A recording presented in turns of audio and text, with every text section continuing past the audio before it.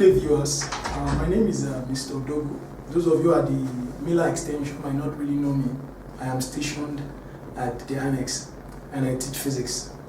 Today we are going to look at a topic, a subtopic precisely, which is part of the topic in your basic physics textbook titled Energy Quantization and Duality of Matter.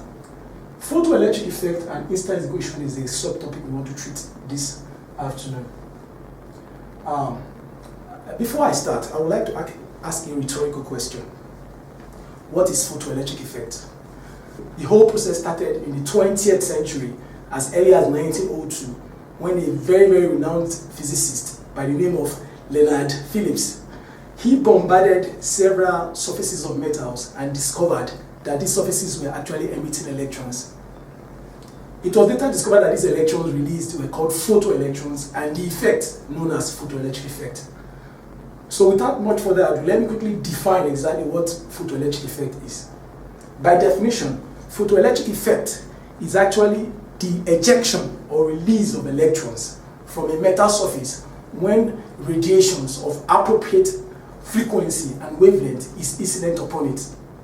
There is a diagram on the board here. You will notice that there is a preliminary diagram showing a cathode. The cathode actually here is the metal that receives rays of light, ultraviolet rays of light from the sun. When it hits the metal, electrons are ejected and then accelerated towards the anode where it is received and then stored in the battery to be used for other sources. Now, the energy, according to during the whole process, the whole hula baloo of the discovery of the photoelectric effect, there was another renowned scientist by the name of Albert Einstein. Albert Einstein, I know you all know him. He actually saw and recognized the whole phenomenon of photoelectric effect as a quantum process. He said that the light that we talk about, the electromagnetic radiation that reaches us, actually reaches us in particles, in tiny particles of energy. He called these particles of energy photons or quanta. He further on stated that a quanta or a photon is directly proportional, that is, the energy of a photon is directly proportional to the frequency of the radiation, and confirmed that the magnitude of the energy of a photon is actually the product of a constant, which is called the Planck's constant, h, represented as h here, times the frequency of radiation. That was the first statement he made.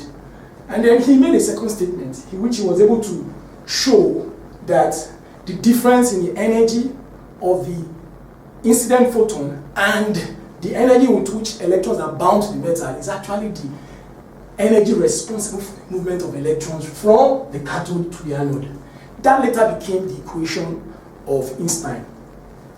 In fact, he said that the ejected electrons from the metal surfaces as a result of the incident photon actually moved from the cathode to the anode, and that the difference in the energy of the photon and the work function, this work function W naught here, is actually the energy with which the electrons were bound to the atoms that are in the metal. The electrons have to actually be removed from the atoms that make up the metal. So the energy used in removing the electrons from the atoms of the metal is known as work function. And the difference between it and the energy of the photon is known as E maximum, that is the maximum kinetic energy with which the electrons leave the cathode to the anode. That later became the Einstein's equation. And I would want us to quickly see how we can actually use this idea or this information on the board. As you can see, E here is the energy of the photon, which is directly proportional to the frequency. And E here is equals to HF, which is the product of the Planck's constant and frequency. And eventually the third equation you can see here, which is actually the Einstein's equation, is E maximum equals to what? HF minus W naught. We'll see how we can use this to solve a problem right now. But before we do that, let me quickly highlight the applications of photoelectric effect in nature. Yes, the blueprint, or let me say the footprint of photoelectric effect is felt everywhere, is seen everywhere in our present day life. You can find application of photoelectric effect in photometers, in burglar alarms, in automatic doors and switches, in television cameras, etc. Now let's look at the question that I want us to look at to be able to understand the concept of Einstein's equation. Here there's a question on the board here that says electrons are ejected from a light. Ejected when a light of wavelength 5 times 10 raised to the minus 7 meter is incident on a metal surface. Calculate the frequency of light, calculate the energy of the photon, and then also calculate the maximum kinetic energy of the photoelectrons. I'm going to rub the board off quickly. But first and foremost, let's write the Einstein's equation, which we are going to use in this problem. The Einstein's equation says E maximum is equals to HF minus W naught.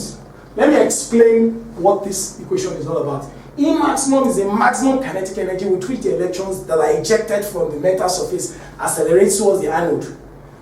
Whereas HF is actually the energy content of a photon. And W naught, as you can see here, is actually the energy that needs to be overcome, or probably the energy that needs to be used up in order to actually eject the electrons from inside the metal surface.